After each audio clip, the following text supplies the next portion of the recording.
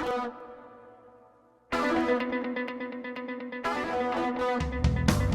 right, friends, greetings and welcome to the What's Right show, live and local here in beautiful downtown Las Vegas. Sam Mirejovsky behind the What's Right microphone. Greetings, friends. Okay, you can reach me, by the way, Sam at samandashlaw.com, at What's Right Sam on X, formerly known as Twitter, where I, over the last 12 hours or so, have been on a rampage dealing with the aftermath of our elected representatives here from the great state of Nevada and their absolute shameful abandonment of protecting young women in sports. I'm talking about the Protection of Women and Girls in Sports Act. This is a bill that was introduced by Senator Tommy Tuberville. And Tuberville brought this bill onto the floor of the Senate. This bill mirrors the House bill because the House passed a bill earlier that basically mirrors the Trump executive order, right? So that's what occurred kind of behind the scenes here. This bill, just to be clear, defines sex based on biology.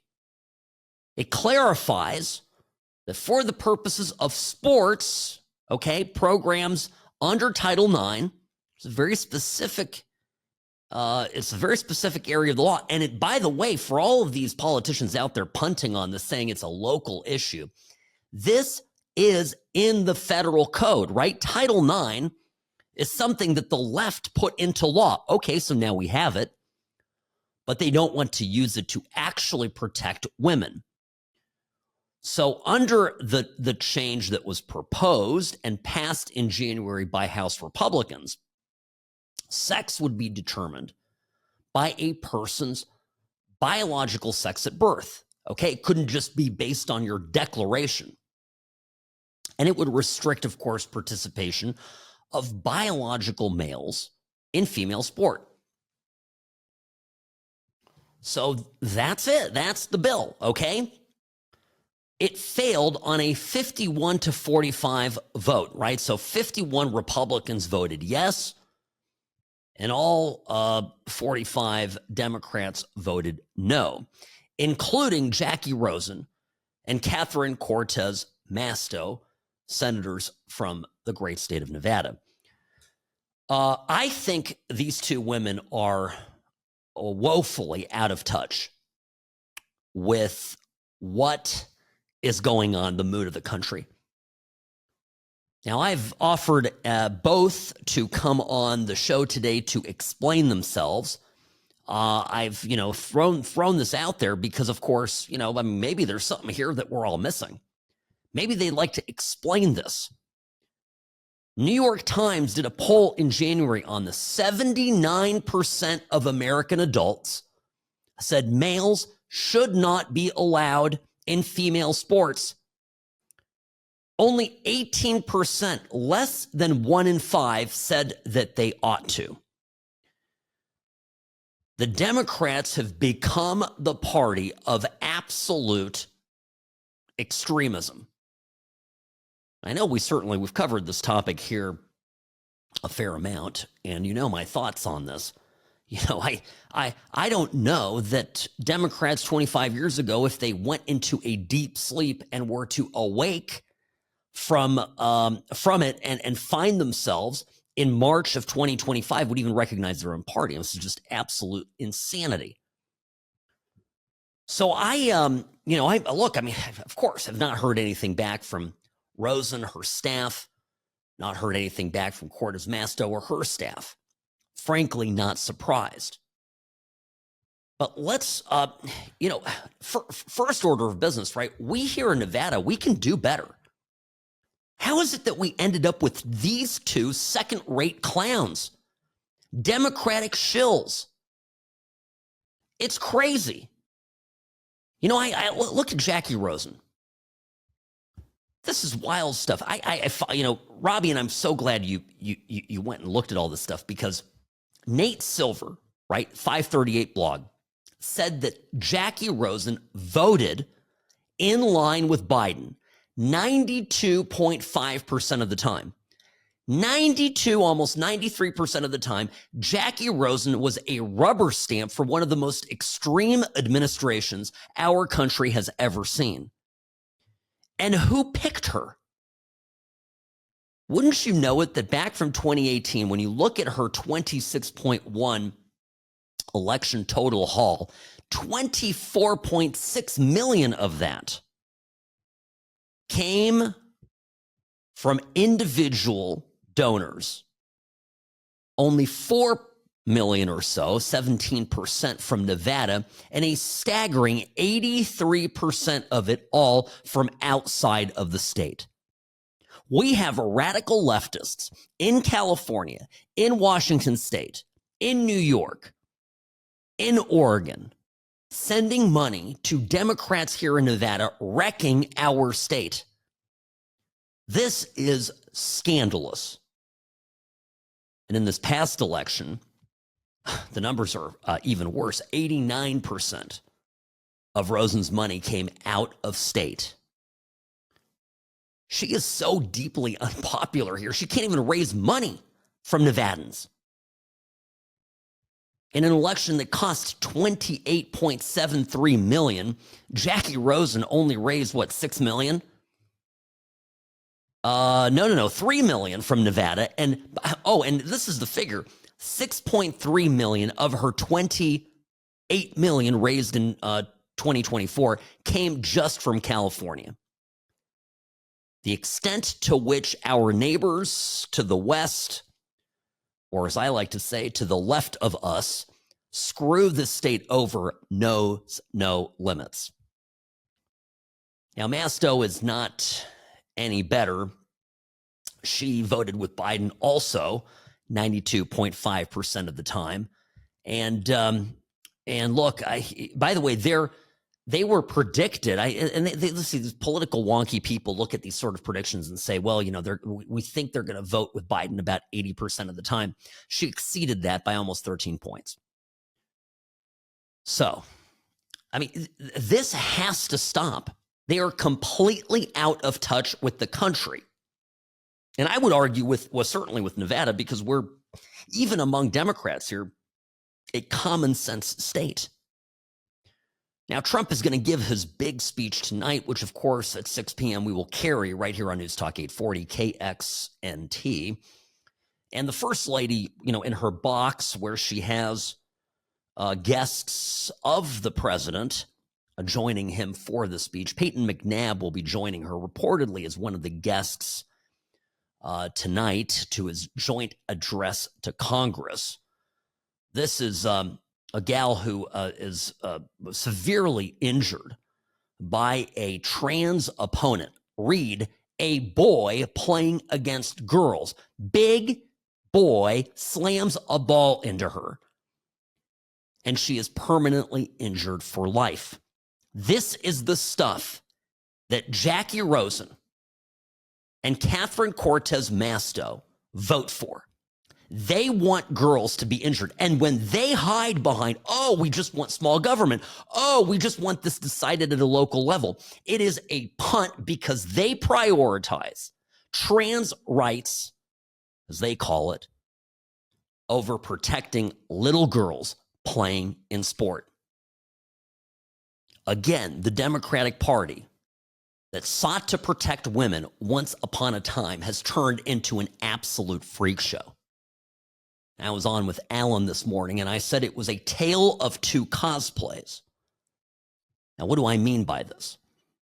I said this really, between these trans freaks and the Democrats, is a match made in heaven. Because when it comes to Masto, okay, and Rosen, and it comes to these trans athletes, you have these men trying to play against girls, pretending to be girls themselves. But on the other side, you have these Democrats who every time an election comes around, they cosplay as somehow middle of the road, if not conservative Democrats. They pretend to be common sense centrists. And then once they get elected, they go into office and turn into complete and total radicals. So no wonder they make for excellent bedfellows, these two people. They're both very good at pretending to be something that they're not. And they're both dangerous, to be perfectly blunt. Sam Mirejovsky, News Talk 840, KXNT. The What's Right show is brought to you by Sam and Ash Injury Law, 702-820-1234, because you deserve what's right. I'm the best. Personal injury law has been the same for a long time. The best. Big egos, greed, and sleazy schemes. We've had enough. Welcome to Sam and Ash, the new standard for personal injury law, where things are done the right way, because you deserve a team that delivers real support and results. When you have both, your whole world can change. Sam and Ash Injury Law, because you deserve what's right. Folks, forgive me. Today, I am extra fired up, of course, in light of the fact that so many Democrats in the Senate voted against protecting young girls in sport. And both of our senators right here, Catherine Cortez Masto, Jackie Rosen, lockstep with the fanatics in the Senate, refusing to take a stand on this. Sam Mirejovsky, News Talk 840, KXNT. When I tell you about these Democrats who every 4 years, 6 years, 2 years, whatever it is, pretend to be more conservative, more common sense, more centrist than they actually are. Here's a great example of it. You know, Gavin Newsom, from California, the state to our immediate left, in more ways than one, is facing a, I think, significant challenge here with this recall effort that's been filed against him. And so he, as a response to this, by the way, has started a podcast. He had Charlie Kirk on today. I don't think the thing has come out yet. I just saw a picture of Charlie Kirk with Gavin Newsom. So we'll see what happens with that. But it's this story here that caught my attention, and it's that the governor of California has announced that state workers need to return back to the office at least 4 days a week. Gavin Newsom today signed an executive order mandating that all state agencies and departments that continue to work remotely cease doing so and require a minimum of 4 in-person days per work week. Sounds a little Trumpian, doesn't it? See, the thing is that the Democrats don't actually stand behind their beliefs. They just want power. They want to get elected. This weasel, okay, governor of California, Gavin Newsom, will do and say just about anything to get himself into office and to stay there. And the same is true. Look, the same is true right here in Nevada. I mean, look at Jackie Rosen, okay? Just ran for re-election. And for the most part, right, I talk to Nevadans. I talk to a lot of people out there. You guys see it. You know, you didn't vote for her, but a lot of people did. And, you know, they tell me the same thing. You know, actually, she's not that extreme. She's a really kind of middle of the road person. You know, she's not this. She's not what doesn't matter. I don't even know what she believes. It doesn't matter what she believes, because when it comes time to votes, her votes align with Joe Biden 92.5% of the time. That's a real statistic. When it comes to what Gavin Newsom does when he's not running for re-election or when he's not facing a recall effort, it's all radically leftist stuff. But the minute that he's facing any kind of, electoral scrutiny, he suddenly finds himself as a common sense, middle of the road governor. And we, and I don't mean you and me, but I mean we as Americans, as Nevadans, as voters, there's a lot of naivete out there. We just kind of buy into the, well, you know, there's good Democrats and bad Democrats. And look, I mean, you know, you gotta go by the voting record. When it comes to folks in the legislative branch, who are they voting with? And that's been my entire point with Fetterman, is many on the right fetishize the fact that he has an occasional right-wing statement, that he occasionally says things that are true and common sense, suddenly turns into this narrative that, you know, that John Fetterman from Pennsylvania is going to turn, that he's going to leave the Democratic Party, that he's, you know, that he's Trumpian, that he's a MAGA Democrat, all this absolute bunk.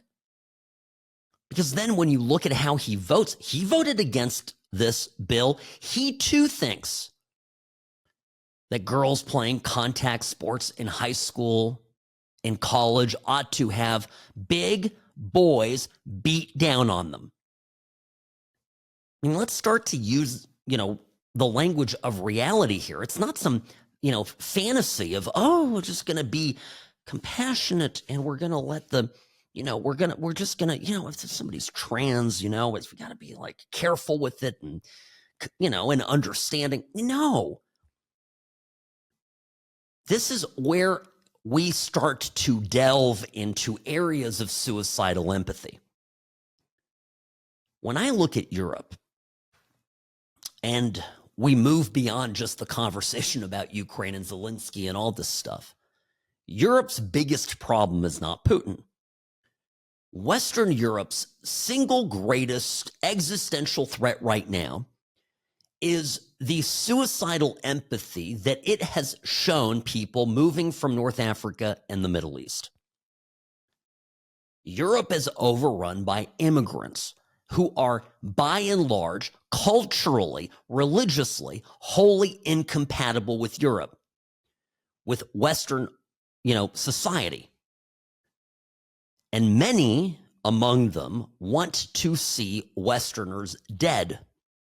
You can't coexist with that, no matter how hard you wish upon a star. And the same is true with this trans topic. I mean, look, you know, okay, I'm sure there's, you know, somewhere there's an example of a trans kid who's just confused and lost and probably has bad parents, to be honest. Okay. You know, I that's a whole nother story on this that is worthy of a separate conversation and a truth that nobody wants to hear. But you've got kids out there very well might be confused, and they're not going to harm a fly. Then you've got folks taking advantage of this who are flat out perverts, want to go into the girls' dressing room, want to take advantage of a lax system put in place by these fanatics who are like, oh, whatever you say you are, Johnny, if you say you're a Jane, no problem. And the net result is that women's spaces are invaded, women are harmed, and in some cases, physically, because men and women are different, physically different. And you don't have to be an advanced biologist to understand this. You just have to have two eyes, maybe one eye, honestly. Some minimum powers of observation.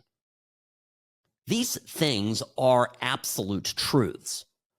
And the problem right now with leftism is that they engage in really comprehensive denialism of basic truths. And the problem is beyond just whatever issue is right in front of us. It's a larger effort to redefine truth and to make it so undefined and so malleable that there ultimately is no truth. And this has been the quest of Marxists since Karl Marx. Nothing new here. Same playbook, new themes. It's like the same story, just updated with new imagery. That's it. New characters. Sam Mirejovsky, News Talk 840, KXNT. What to expect in Trump's big speech tonight. Give you some of my thoughts when we return. Sam Mirejovsky here, News Talk 840, KXNT. You're listening to the What's Right show, brought to you by Sam & Ash Injury Law, because you deserve what's right.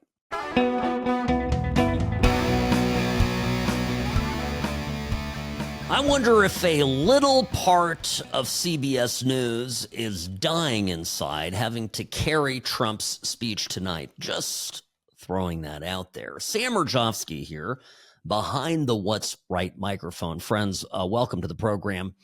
Great to be here with you this beautiful Tuesday, March the 4th. Yeah, I'm going to get, let me just, before I give you my thoughts on what I expect for the speech, let me pull out this exact moment that Jackie Rosen, before the 2024 election, in a debate with Sam Brown, was asked about protecting girls in sports, the trans issue, right? Boys, biological boys, and young men competing against biological girls / young women. So here was, I think this was Channel 8, right? There's an ongoing controversy over transgender athletes in college sports.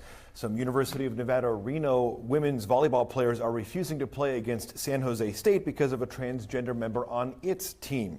And this raises questions over federal Title IX protections for gender equality in college sports.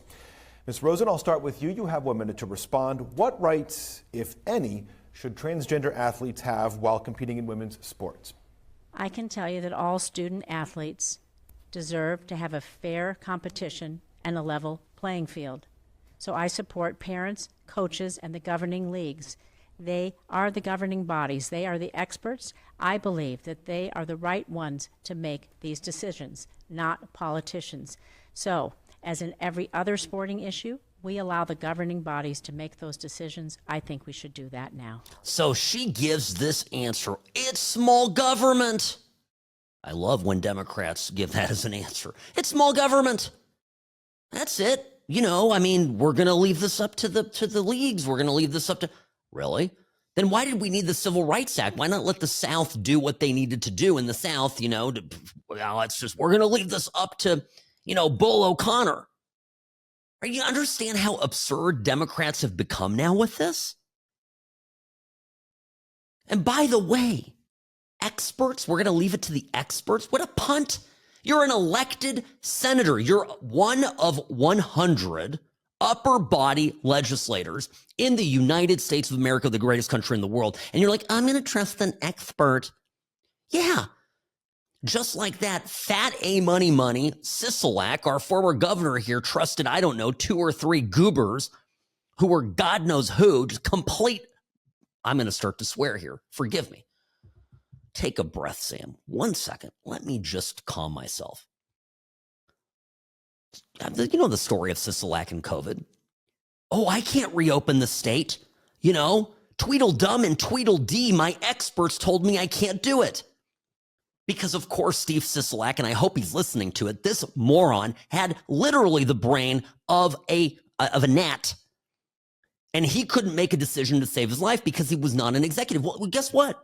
This doesn't work. Look at what these people did to experts that disagreed with them. I think the cynical ploy here is, by the way, when we talk, can you imagine if an expert told Jackie Rosen, you know what, in my expert opinion, I think it's bad for boys, 16-year-old boys, to play against 16-year-old girls because the boys are stronger and they will beat the hell out of the girls and hurt them.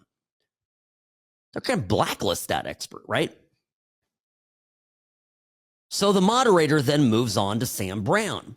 And I have a point to make about this. I'm going to let you first listen to Sam Brown because my Twitter this overnight has been awash with people, many of you, right, who cannot believe that Sam Brown lost. And by the way, it is weird, right, that he was up and then, of course, all the funny votes start to trickle in and, suddenly he's behind. A classic Nevada.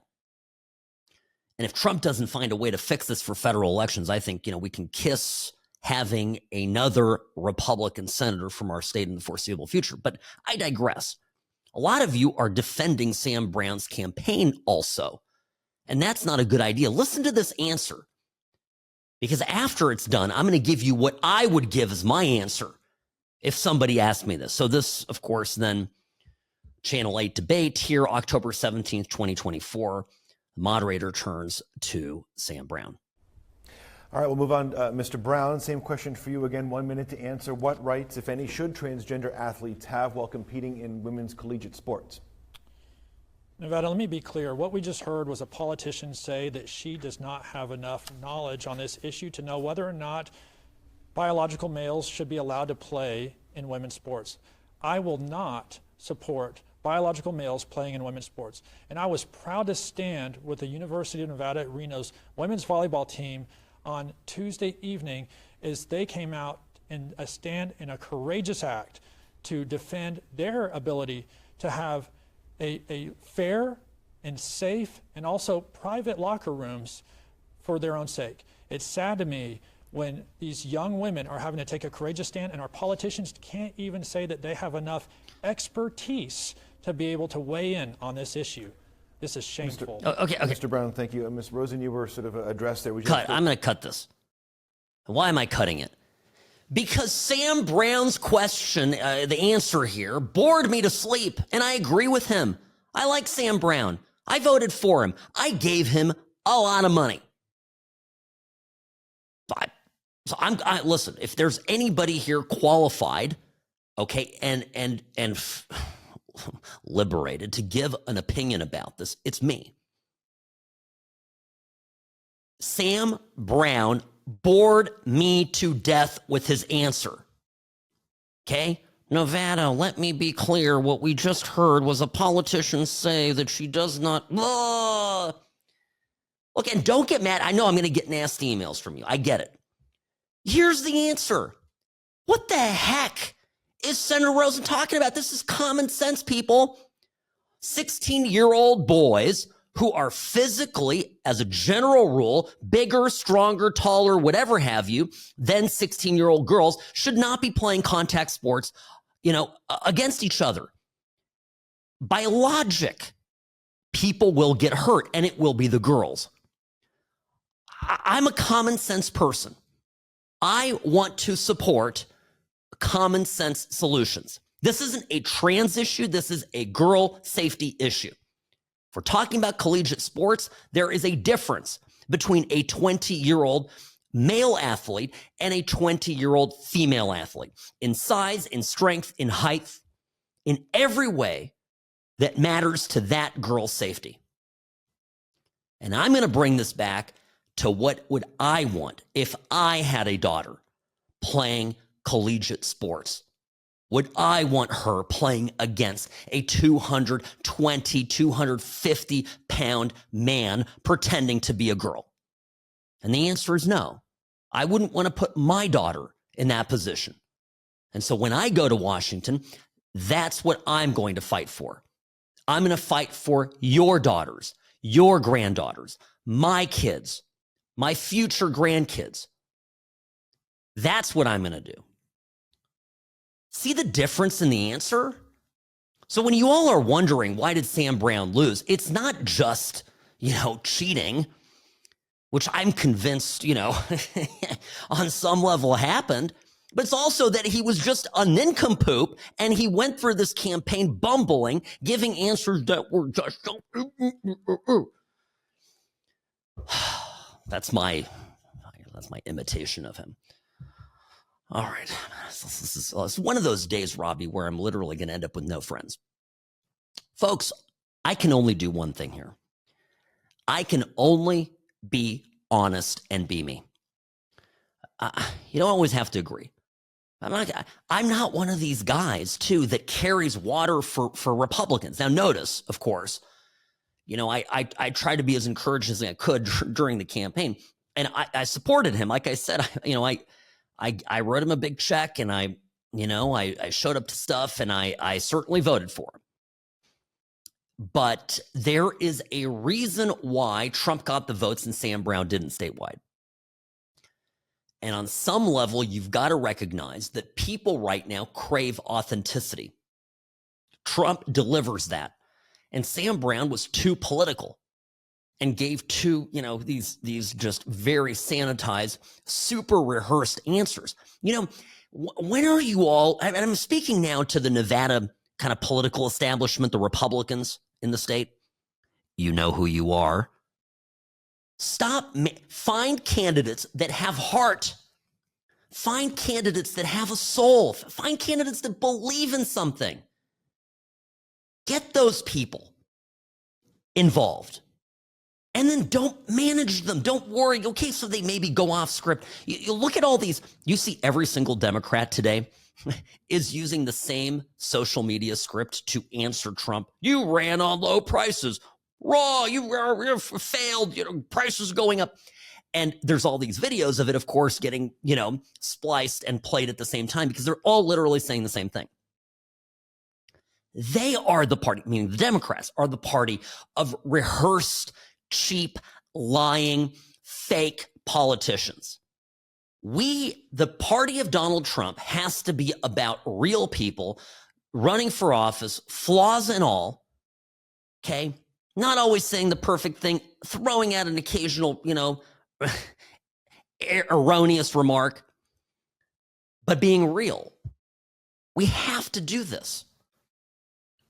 And particularly here in Nevada, where one of the things that I love so desperately about our state is that we have people here who are down to earth. Nobody puts on airs. Nobody, some people do. Yeah, right. I say this as a personal injury lawyer. Look at some of my competitors. Batman, right? No. But look, this is a state of real people, and you know this. Your friends, your neighbors, people out there in the community. We're not Malibu Californians. We're just regular people doing good, doing well, or trying to, And so politicians that come in and go, well, I'm going to read off of a script, and these are my approved remarks that my campaign consultant told me that I need to say. Like I said, you want, it's like sleep medication. Sam Mirejovsky, News Talk 840, KXNT. The What's Right show is brought to you by Sam and Ash Injury Law, 702-820-1234, because you deserve what's right.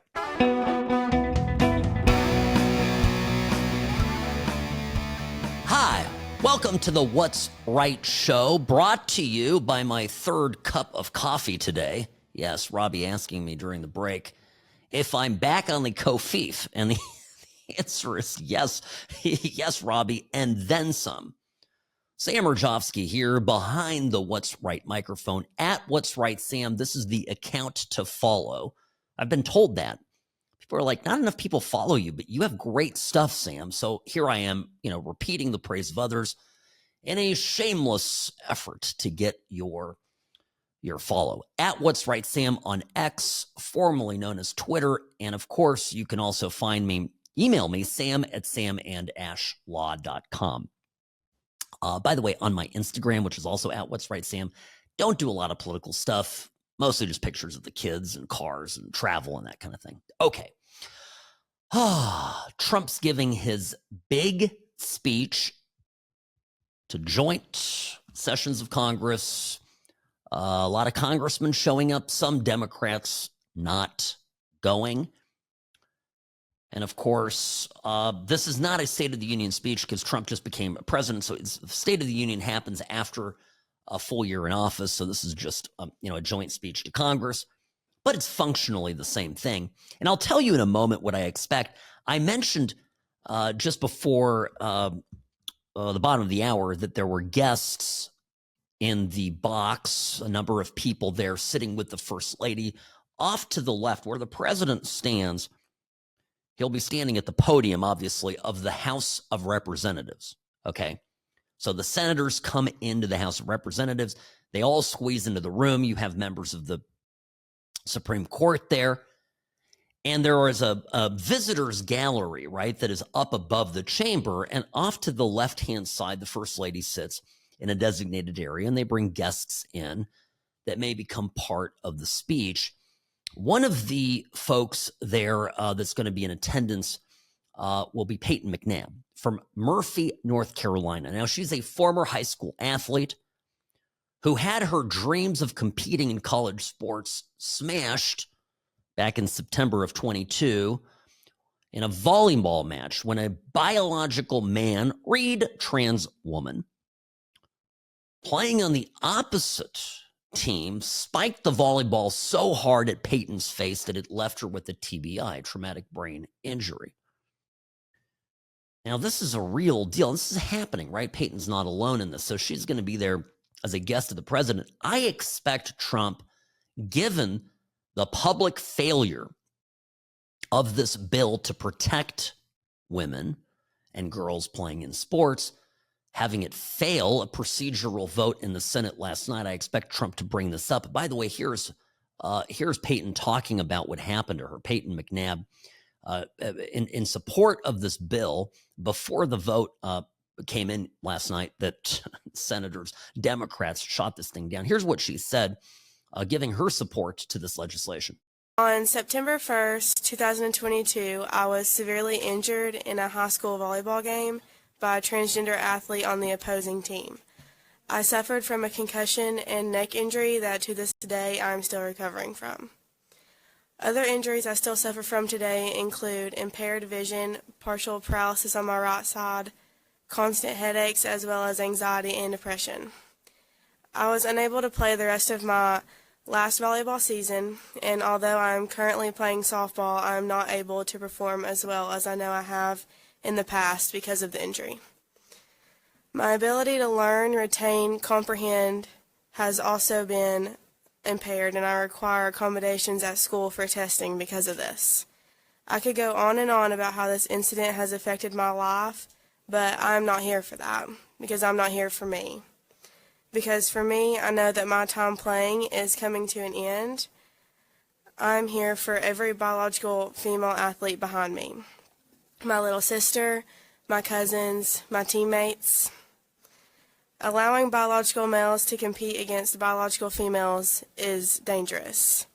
I may be the first to come before you with an injury, but if this doesn't pass, I won't be the last. You know, it's amazing our ability in this country to allow a small minority of crazy people to completely hijack the political agenda and put so many people in harm's way just for the sake of an ideology. I hope people listen to what Peyton McNabb said in this press conference that continues to say in her quest to make this bill law. And I also hope that, I hope that there are Democrats out there who voted for Jackie Rosen and who voted for Cortez Masto, who called them up and tell them this was unacceptable. Your lack of defense of young women in sport is disgusting. More women will get hurt at the altar of political correctness. It's absolutely devastating. So expect this to come up. I think Trump will be very forceful in his remarks and condemn Democrats, many of whom will be sitting in the chamber for their refusal to pass this bill. And he's got, like I mentioned, he's got almost 80% support in the country. I mean, this is not a Republican-Democrat issue. And the Democrats continue to be so unbelievably stupid politically that they push this insane agenda in complete defiance of the mood of the country. But I know these are the people that preach to us about democracy. Now, speaking of democracy, expect that word to come up quite a bit in criticisms following the speech, and that's because I expect Trump to speak quite a bit about Ukraine and America First policy. This is a and I'll get into this more at the top of the hour when we talk about the updates to Zelensky, to Ukraine. But this, I expect a chunk of the speech to be about this. And I also hope, I don't know that he will, but I hope that Trump gets into framing for Americans what the hell is going on in Europe, actually going on in Europe. Because he needs to speak to those people out there who are like, well, we want to be good allies. Well, we want to do, we want to help. We want to protect Ukraine. We want to do the right thing. We want to stand up on the world stage and be robust in our defense of democracy. So I'll tell you a little bit about that. And of course, the tariffs today that came into effect against Canada and Mexico, expect that in the speech. And I'll tell you the fallout from that also when we return. Sam Mirejovsky, News Talk 840, KXNT, the What's Right show will be back in just a few minutes.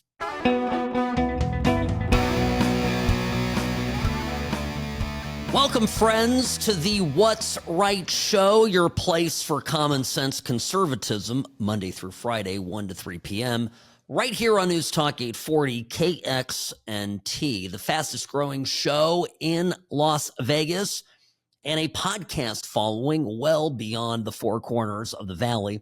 Grateful to all of you who follow the What's Right show, both here at home and all over the world. We get downloads pretty much everywhere. You can find us on Spotify. I really like that platform now because, of course, it's free. I mean, you don't have to pay anything. Get a Spotify app and then, look up What's Right show and click to subscribe. You get video so you can see me. By the way, notice Robbie, did you see my zip up here? I've got this. I got this. Yeah, this is from you see what it says, Chapman University, Fowler School of Law. This is where I went to law school. And I had a meeting this week with some people over there. And so I got this nifty little zip up. Well, what can I tell you? But yeah, so I've got this on and so you can see that, things like that here when you have the video component of this. Spotify provides that. Of course, on Twitter, on X, we put up the whole episode at What's Right Show and at What's Right Sam. You want to follow the show account and my personal account to get all of the latest happenings that you might need. Now, tonight, 6 p.m., and I will...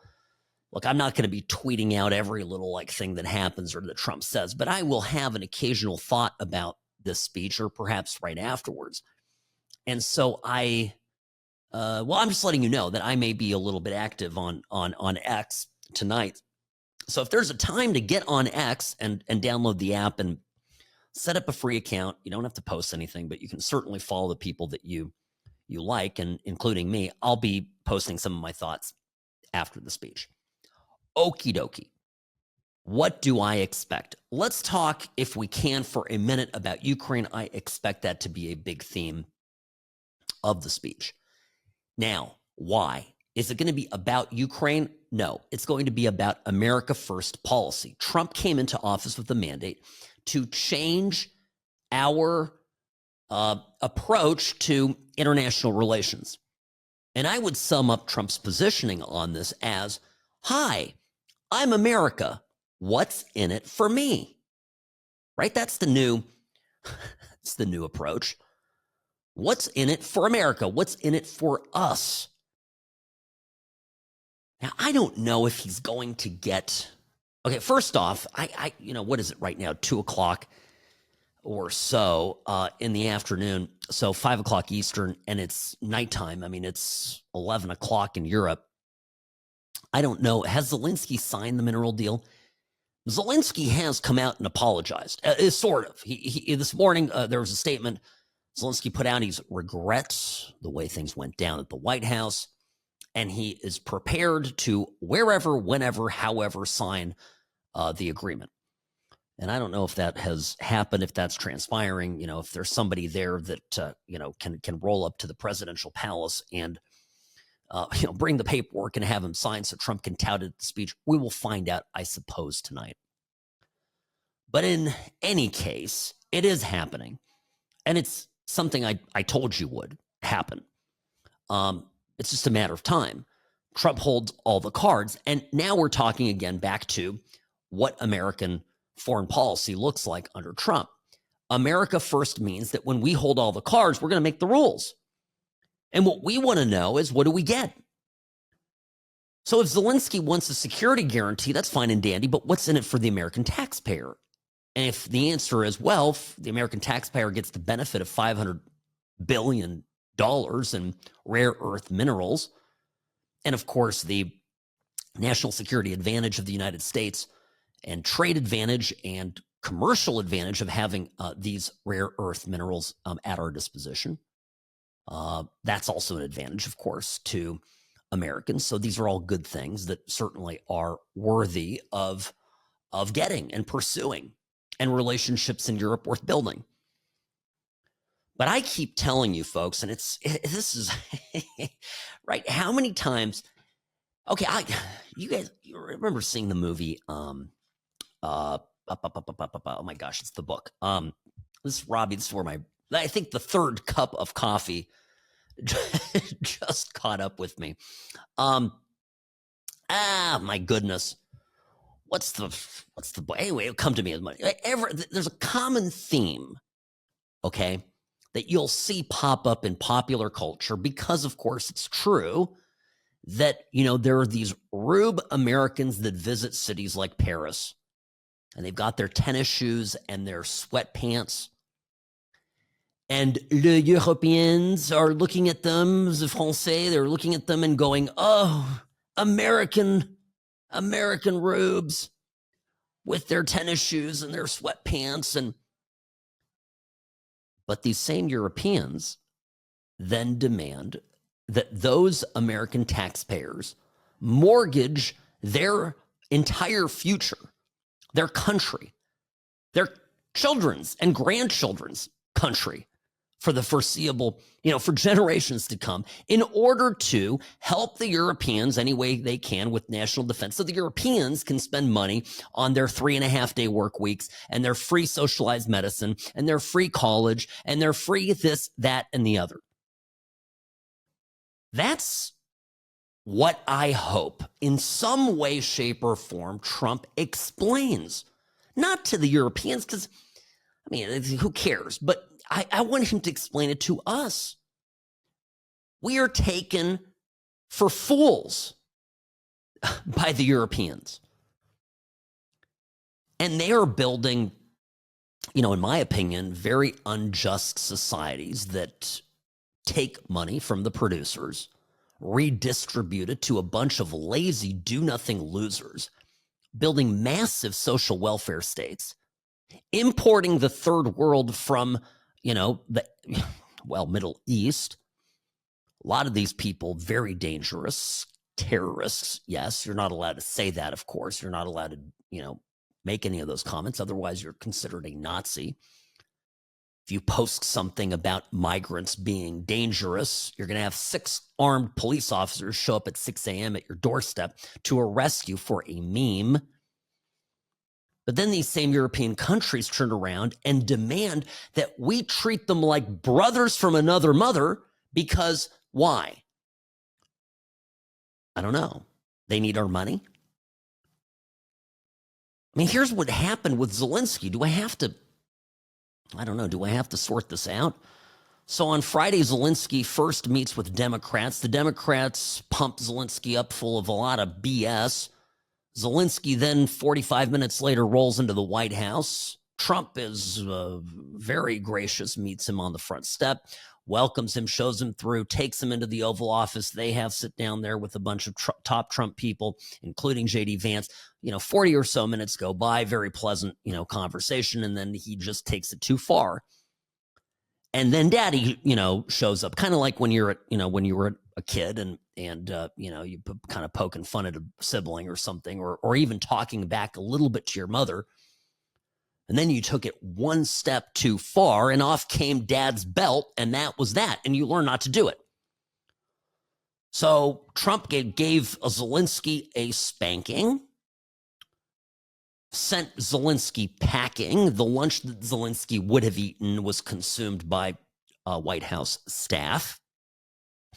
Zelensky flew home, actually flew over to Great Britain, met with Europeans. The Brits gave him $3 billion, which is like, I don't know, toilet paper money. I mean, Zelensky can't even really buy anything with that, right? I mean, he can't. How much of that can he actually siphon off and put in a Swiss bank account? Not very much. The Europeans then told him, hey, this is all we got. I mean, I'm happy to do it. We love you. But, if you want anything more, you're going to have to get it from Trump and eat crow. Yesterday rolls around. Zelensky, what? Says, well, says something about this peace isn't going to happen overnight. Trump's like, you know what? Shut up.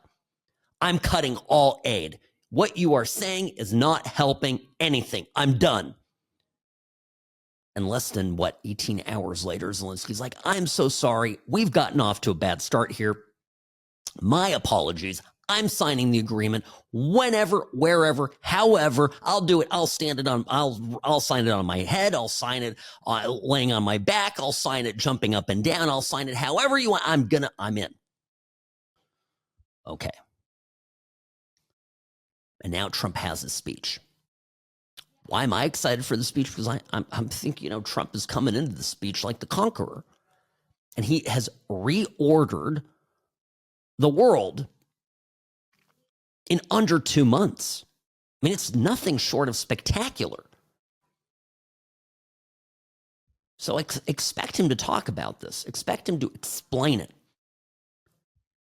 And we have this naive thing here in America where we are just so enthralled by Europe. And I tell you this, folks, I spend a fair amount of time in Europe and I have family there, and I'm under no pretense about how great Europe is. The buildings are beautiful, built at a time in a different place when civilizations were great in Europe. But Europe today, the Europeans of 2025 couldn't build any of the buildings that make Europe as spectacular as it is to visit and look at and take pictures of. Trust me on that. It's a shadow of its former self. Sam Mirejovsky, News Talk 840 KXNT. The What's Right show is brought to you by Sam and Ash Injury Law. 702-820-1234, because you deserve what's right. The Sam and Ash team, they wanted me to have the best care. They had my interests at heart. I have an enormous amount of gratitude. I cannot say enough thank you.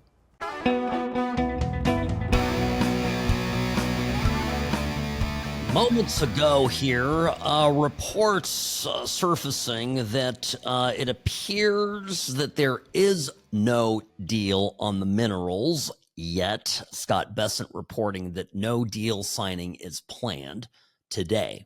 Sam Mirejovsky, News Talk 840 KXNT. Look, this is, I guess, the beauty of live radio is I can quickly adjust these things based on information that comes in. So I doubt that. Well, again, I mean, something could break between now and 6 p.m. The speech is 3.5 hours away. Will be carried live here on KXNT, so do tune in at 6. I'm going to be following it, of course, and then active on X following the speech with my impressions. At What's Right Sam is the account to follow on X, formerly known as Twitter. Welcome to the What's Right show, brought to you by Sam and Ash Injury Law. Okay, I expect certainly the question of tariffs to be brought up in the speech. That is a given. I saw that Commerce Secretary Howard Lutnick said that a deal might be announced tomorrow on tariffs. So he went on Fox Business, looks like 3 hours ago, to say that. So we'll see what comes of it. Also, I expect Trump to talk about his spending bill. The House GOP passed today a spending bill and spending cuts bill. $4.5 trillion in tax cuts, including no tax on tips, no tax on overtime, and no tax on Social Security. It bears mentioning that every single Democrat voted against no tax on tips and overtime. Just so you know, when they tell you they're for the little guy, you know what they're really all about. So, so there it is. I'll tell you the other thing he's going to talk about are the cartels. I'm convinced of that. There was a New York Times piece that came out overnight that reports that pressure from the Trump administration has caused the Mexican drug cartels to be extremely stressed out, leaders going into hiding. According to the New York Times, one cartel leader says he's trying to figure out how to protect his family in case the American military strikes inside of Mexico. Another says he's already gone into hiding, rarely leaving his home. Two young men who produced fentanyl for the cartel said they have shut down all of their drug labs. A barrage of arrests, drug seizures, and lab busts by the Mexican authorities, who I will add as a brief editorial aside, are freaking out that the Americans are going to come in and do what they couldn't, have been active in recent months, striking the behemoth Sinaloa cartel. Mexican officials and cartel operatives, 6 of which have been talking to the New York Times, all confirm this, forcing, of course, leadership there to scale back on fentanyl production in the Sinaloa state, all part of the objectives of the Trump presidency. And remember, he's doing all of this without quote unquote help from Congress, which, you know, expect Trump to talk about the border today. He's going to get into that. He's going to show all the border numbers. And I hope he stares at every single loser Democrat sitting in the room who last year tried to tell us, like we were all some sort of idiots, that, well, we can't do anything until we pass a bill. We have to pass a bill, and the Republicans and Trump scuttled the bill, and without the bill, we can't close the border. So the open border is actually the Republicans' fault. And I sat here until my vocal cords bled, repeating over and over again, because I thought it was important, that Trump didn't have any different border laws when he had the border secured from 2017 to 2021 than Biden did when the border was wide open from 2021 to 2025. Everybody looking at me like, well, yeah, but Sam, the funding, they didn't have funding, like, you know, like it makes sense. And Trump just wanted to stunt. It's unbelievable. The only time, and again, this is a theme today, anytime Democrats care about issues that matter is when they want to win elections. The only time that the Democrats cared about the border was in 2024 when they realized that it was a top issue for voters. And suddenly they were like, oh, we couldn't get the Republicans to vote for our crap bill that, by the way, gave $82 billion to Ukraine. What a clown show. So Democrats, oh, by the way, speaking of clown show, the Democrats are going to show up with empty egg cartons. I read that a few different places. 4 years these people were in power, drove the economy into the toilet.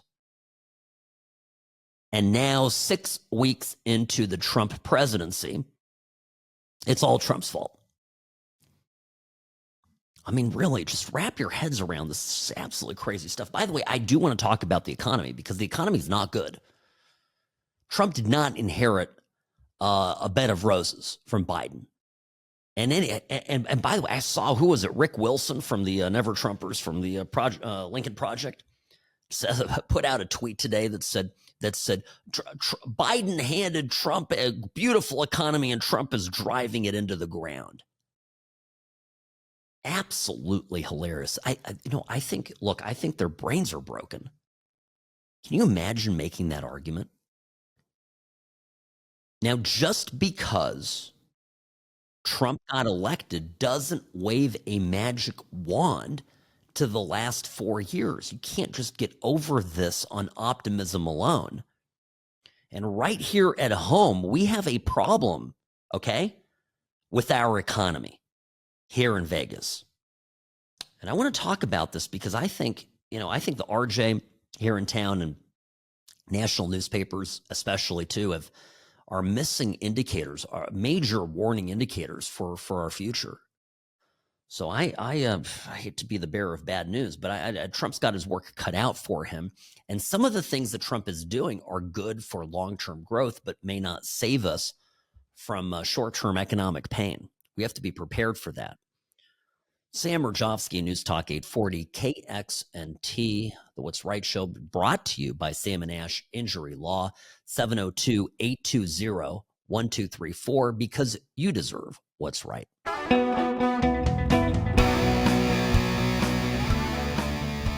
Have any of you been watching the latest season of White Lotus on HBO Max? I think is what it's called now.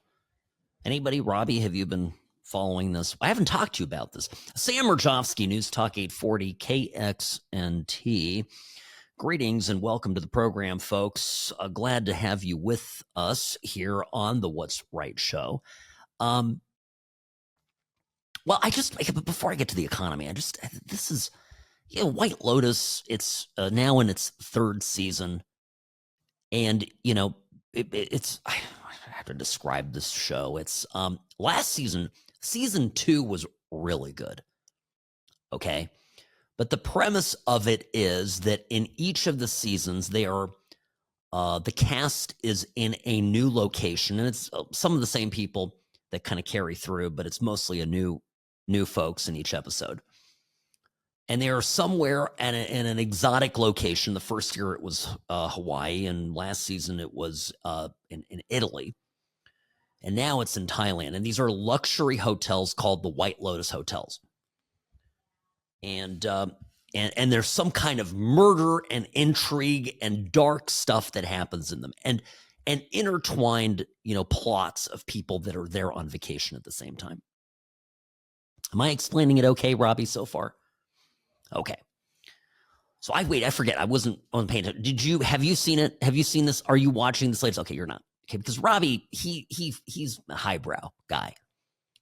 But I occasionally have to turn my brain off. So I'm watching this thing. And there is a plot line in this where there are 3 blonde, babes, okay, that one of them's a famous actress. You kind of figure this out. Like, there's one of them's a famous actress, and the other 2 maybe aren't as successful.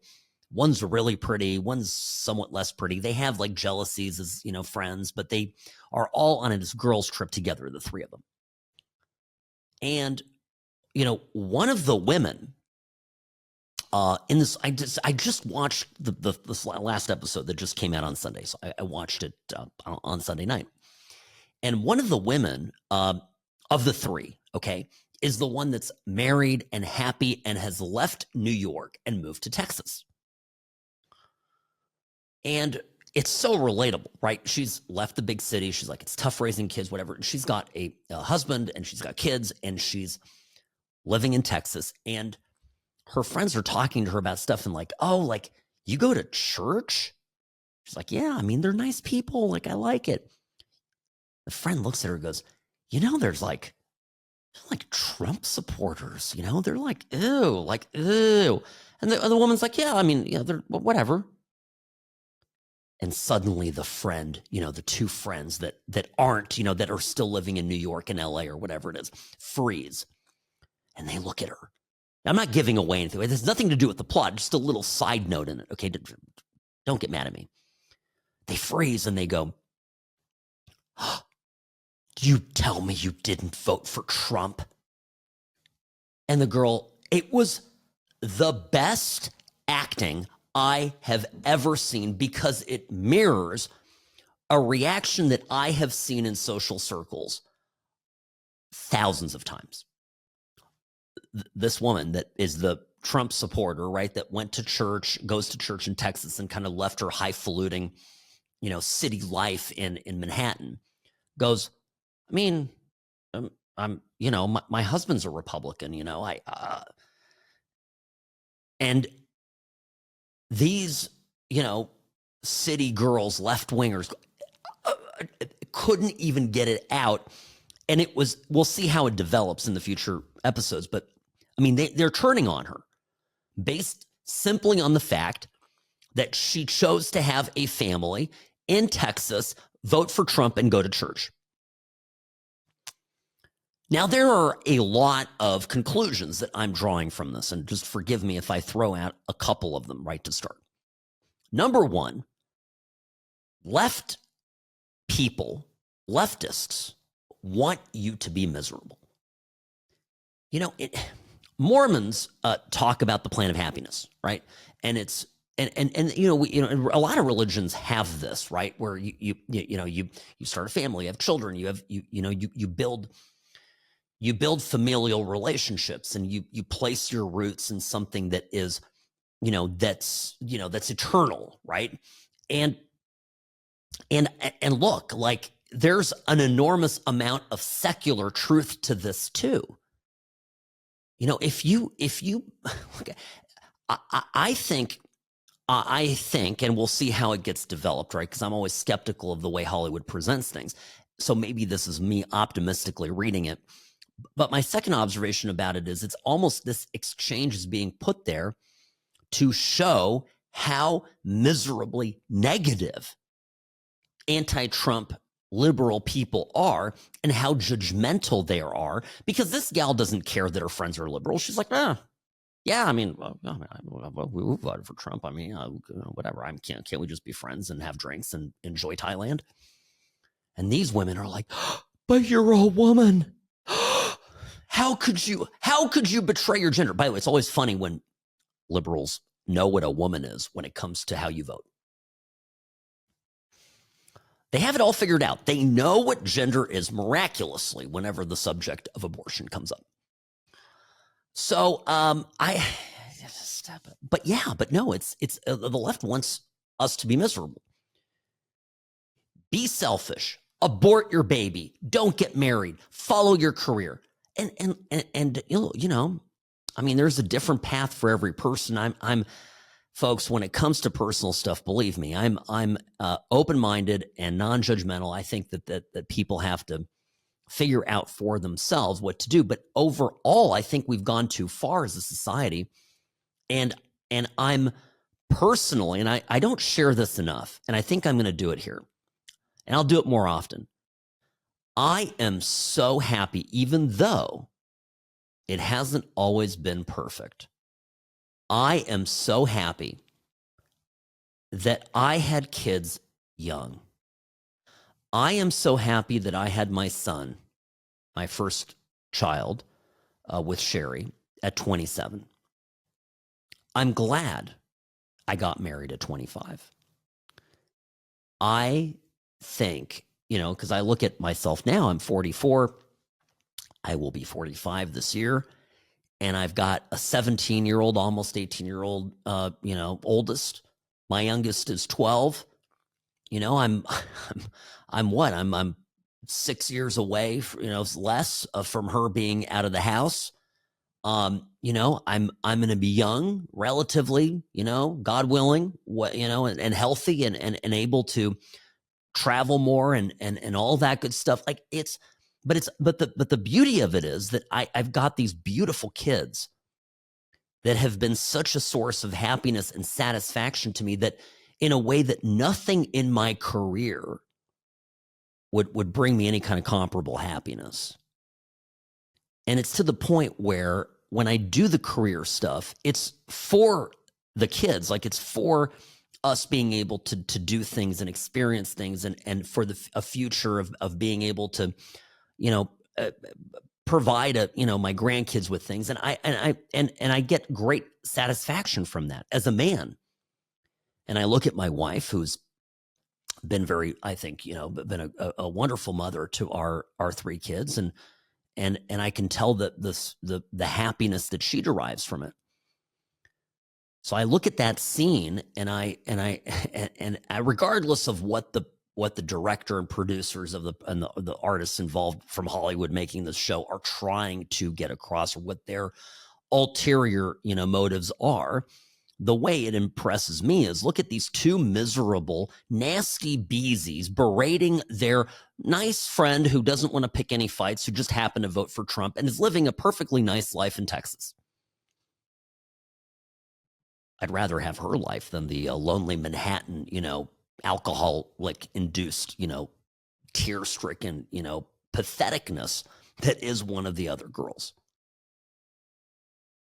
And by the way, they do show that in the show. So anyway, I'm just pointing this out. Now, the other part of this show is, and this is sort of the premise of the show, is that everybody on the show is very, very wealthy, right? These are people that are staying at a resort that's like $2,500 a night, that type of thing. So these are all fabulously wealthy people. And we tune into these shows and we watch them, we consume them as the public. And I don't know if people really think about it, but they go, who is, this is an economic reality that most people don't enjoy. And I know that's by definition. I know that's even in a good economy. But then I look at, and I want to do this after the break here. I look at, here in Vegas right now, we are feeling a very real pinch from 4 years of financial mismanagement in this country. And I've been harping about this. I've told you folks it was happening, and we're going to feel it here in Vegas. And many of you who work in the industry and work at some of the properties in town are noticing that they've become ghost towns. So I want to talk about this because, yes, thank goodness we have Trump, right? With Trump, there's a hope that we'll get over it, but there's going to be some short-term pain. So I hate to be the bearer of bad news, but it needs to be talked about, and what steps. And by the way, a lot of you are worried about these tariffs, so let's talk about that as well. Sam Mirejovsky, News Talk 840 KXNT.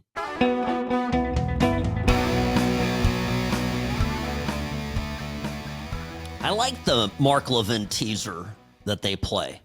Can you hear those footsteps? It's like he's on his way to the studio, about to come in here and talk to all of us. Love Mark Levin.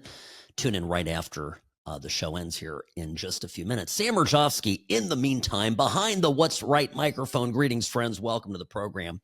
So, if you spend any time around the Las Vegas Strip right now, the last couple months, you are noticing far less people spending money, going to restaurants, generally speaking, than has been the norm in years past.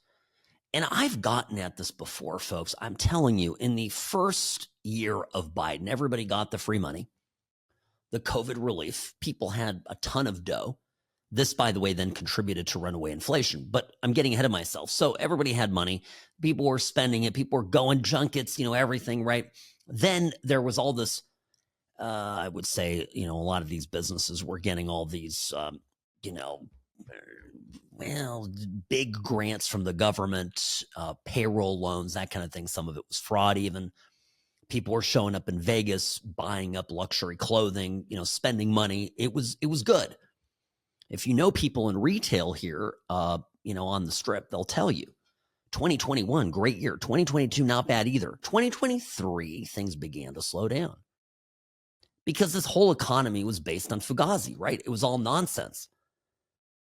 And all of the positive data that the Biden people kept putting out there, all of this data that they were putting out, it was all nonsense. Like the jobs that were added were all government jobs. Musk is erasing those positions faster than you can say Kamala Harris. So things are started to go into, and I'm telling you, right around this time, and I mentioned this a few times here, of course, as we were talking about the economy. People ran out of their savings. People then, forced to pay more money for rent, pay for groceries, etc. Racked up money on credit cards. They maybe still went on that one trip a year, but they've been running on fumes for 18 months, maybe longer. And so the buzzkill of reality has finally kind of caught up to Americans, and we're going to be the first to feel it here in Vegas. Now, you're not going to feel it as much on the high end. Like I was on Friday, went to lunch at the Wynn, late lunch, and it was bumping. I mean, the Wynn was great. I mean, the higher end, people are spending. But I'm seeing pictures of the Rio. I mean, not good. Empty ghost town. Okay. And this is like during the week when the conventions are in. Weekends dead as well. So Biden left Trump with a mess. The Democrats are, of course, going to blame this all on Trump because, just because Trump became president on Tuesday, suddenly the fact that the price of eggs go up on Wednesday are all Trump's fault. That's how they are. Expect the Democrats to be waving their empty egg cartons today at the joint speech at 6, which we'll carry here on KXNT. So then in the midst of all of this, Trump wants to right-side trade. And these tariffs are going to bring some pain on Wall Street. You're seeing that today. You're seeing the drop on Wall Street. And people worried about this. Now, there could be a deal as soon as tomorrow, but the point in all of this is to bring back manufacturing into the country so that we have jobs here and livable wages paid here to Americans living in America, that we build a middle class, that we build manufacturing, and we create again a class of people that have money to spend. These are people that also deserve to come vacation in Las Vegas. What Trump is doing is good for America. Now, it doesn't prioritize Wall Street. It prioritizes Main Street. But there's only so much that Wall Street can do for a city like Las Vegas. Because at the end of the day, it matters that there is middle-class demand for our city. It can't just all be about $27 cocktails and $2,000 a night hotel rooms. That will not sustain us. There are not enough Chinese high rollers to make that work. And the fact that it did for a period of time, and that MGM and other corporations here in Las Vegas who've begun, to take this town over and remake it, have become obsessed about catering to the high-end, travelers, have forgotten, like, the political people in Washington have forgotten ordinary Americans. And one of the things I think was always great about Vegas was a value destination. People could come here and have fun and blow off some steam and have a $20 steak and enjoy themselves and go to a relatively inexpensive show. Try to go to the Sphere. I mean, I went the other day. I'm well-to-do. I got a lot of money. I'm not going to, tell you otherwise. I've done well, okay? Even me, the wife says, "Oh, I got these tickets. I got a great deal. They were $450. I'm like, "Oh, how many? 4 tickets? It's a lot." That's even for me, right? No, I'm not super price sensitive, but that's a lot. I don't know who can afford this, right? It's crazy because what Trump is doing politically, and this is very important when you listen to the speech tonight, when you watch Trump talk and you see the Democrats hiss and seethe on their side of the chamber, cartons, you'll see. I remember one time I went to a State of the Union speech and I sat right above in the gallery, right above Bernie Sanders. And it was one of Trump's speeches. And Bernie just scowled the entire time.